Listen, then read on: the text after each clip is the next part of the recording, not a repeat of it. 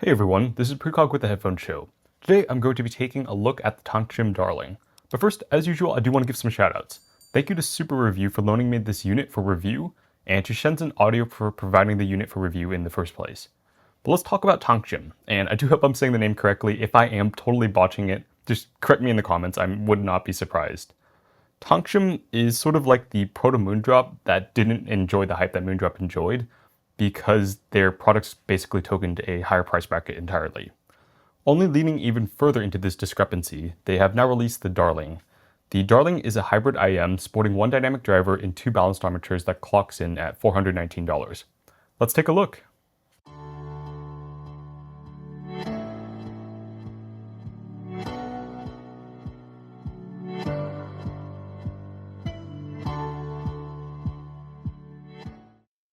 Okay, let's quickly talk about the build, the accessories, and all that good stuff.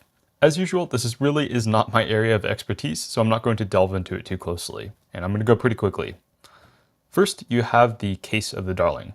It's a pretty nice case. I really like the stitching here and the overall aesthetic, and it uses a magnetic latch. The inside is fairly large actually, and I really don't think that the Darling mandates such a large case, but this could definitely be nice if you are planning to store extra accessories in here. So yeah, just a very nice case in general, although a bit on the larger side. Tanchjim also includes a pair of their APB ear tips. These ear tips are supposed to be specially designed to articulate treble and to be extra comfortable. As for how effective they are in practice, I honestly could not tell you. They function just like normal ear tips for me, although I do think they make the best pairing with the Darling. But yeah, just nice ear tips in general. I don't really have any complaints on that front. Okay, and let's talk about the Darling itself, or actually the cable first. The cable is pretty nice. If you have handled the Moondrop SSR cable, this is pretty similar. It's just like an all-around upgraded version. And then you can see that it does use MMCX connectors instead of what the 2 pins that the SSR cable uses. The Darling itself has been constructed very nicely, and you can see that there is a nice contrast between the sort of polished hardware here and then the blasted shell itself. Popping the ear tip off, you can see that there are 2 little notches here so that you can adjust the sort of the fitment of the ear tip and where you want it to sit. I'll throw up the graph momentarily showing what it does, but the answer is not much. It basically just tames a little bit of the mid-treble depending on where you fit the tip. Okay, so for fit, isolation, and comfort, the Darling is a very small IM again, so I really don't think many people run into issues unless of course you have very, very small ears. Personally, I would say that isolation is about average, maybe above average if you can get a super deep seal. There's also a couple ways you can wear this IM. One is like how I'm wearing it right now. This is what I did for the majority of my listening. And then you can also loop it around your ear like you would a standard in-ear monitor, like so. I think it's just a matter of preference and comfort. I don't really think it does anything for the sound. As usual, if you're not familiar with graphs, then I recommend checking out Resolve's excellent video that breaks down the basics. I do want to stress that graphs are by no means the end-all be-all, and I'll highlight an example of why shortly, but they're definitely a good reference point to start from. So on the Darling, you've got a fairly emphasized bass shelf that levels off at around 600 Hz or so, and this is by no means a neutral IM. You're going to get plenty of rumble and punch. What I really want to talk about though is this 3K Hz peak. If you're familiar with IMs, then you'll know that this is generally referred to as the PINA compensation. Your body has natural resonance peaks, with the ear canal having one of the most powerful ones, that spans from around 1 to 3K Hz. And because IMs bypass the ear, you don't want an IM to graph flat in this region. This rise from 1 to 3K Hz is actually ideal. Where the Darling takes it a tad far though is in the amplitude of this peak. It's more than would be called for normally, and the result is a pretty forward presentation with vocals. But this here is a good example of why sort of reading the picture as a whole can also be important. The Darling's actually not as shouty as you might think because it slopes off of this peak very quickly. And then you also have the bass shelf balancing out the signature as a whole. So you're going to get a pretty in-your-face presentation with female vocals, while what's mostly taking the brunt of this sort of unevenness is mainly going to be male vocals, which I find are somewhat nasally. The treble of the Darling is also somewhat, I don't want to say wonky, but yeah, it's pushing it. That quick slope off of 3K Hz kills a lot of lower treble impact, and then you have a minor peak from around 8 to 10K Hz for just a little bit of crash. Now, if that were all, this would be a fairly dark IM, but then you have a very, very strong peak for air at around 17K Hz. Okay, so I want to talk about the significance of that 17K Hz peak, because it is really, really high up, and when you have a peak this high up, the way it's perceived by listeners tends to be somewhat unpredictable. On one hand, if you're a younger listener like myself, and your hearing still tokens that frequency range, the Darling is going to come off as quite zingy in those upper harmonics, even fatiguing for some listeners, I might imagine.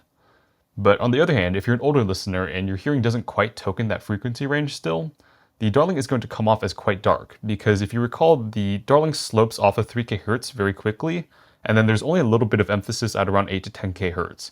It's definitely something to watch out for, and to this end, I think it makes sense to also explore ear tips, which is something that I generally don't look into very closely.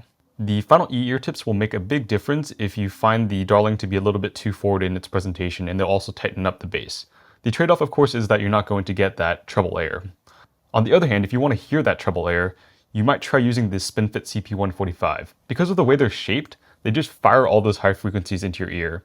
It's obviously not going to make a big difference if your hearing only tokens up to around 15K Hz, but if you're sitting sort of on that cusp between 16 and 17K Hz, I could definitely see them making a difference. I do think it's worth exploring ear tips with the Darling in particular. Questionable tonality aside, the Darling is a fairly strong technical performer. As usual, I think it makes sense to draw a comparison to the Blessing 2, which is sort of that $300 benchmark IM. For detail retrieval and sheer resolution, I would say the Darling is maybe just a small step behind, especially when it comes to the lower mid-range where it's a little bit more emphasized relative to the Blessing 2. For BA timbre though, the Darling is noticeably cleaner than the Blessing 2 in the decay. The Blessing 2 has quite a lot of grain, which I just don't get as much with the Darling. Again, in general, the Darling is a pretty technical IM to the point of which I don't really have many complaints. I think the real standout then is its imaging performance. For left-right separation, the Darling is right up there with some of the best. Center image distinction isn't the best I've heard, but it's more than acceptable considering that this is a $400 IM. And in my opinion, the imaging performance on the Darling is its main selling point. There's really not many IMs in that $500 to $1,000 price range that have good imaging. It's only when you hit around $1,000 and the M9 and the Android 2020 come into the picture that you start really seeing good imaging. And while I don't think the Darling is quite up there, its left-right separation again is very, very good. That distinction is just superb for an IM of this price point. All right, let's talk conclusions. Would I recommend the Darling? And, well, if what I've described in this review sounds like your ideal sound, then yeah, I would at least recommend giving the IM in question a listen. But I do feel compelled to make a judgment call. And in my opinion only, the Darling is pushing it. Not because it's a bad IM, I think few IMs are truly, truly bad, but because the value proposition is somewhat lacking. Sure, the Darling has its strengths, particularly its imaging, which I highlighted earlier, but it's just not well-rounded enough for me to give it a clear-cut recommendation, like I would some other IMs. And that's kind of a bummer because the build, the accessories, and the comfort are all completely top-notch on the Darling if you ask me. The technical performance is clearly there too. If they could just reify the tuning, make it a little bit more consumer-friendly, I really think they would have a solid contender in their price bracket. As always though, I hope you guys found this video review informative. If you did, be sure to smash that like button and to subscribe to the channel for future content. Thanks for watching, and I will see you guys in the next video review.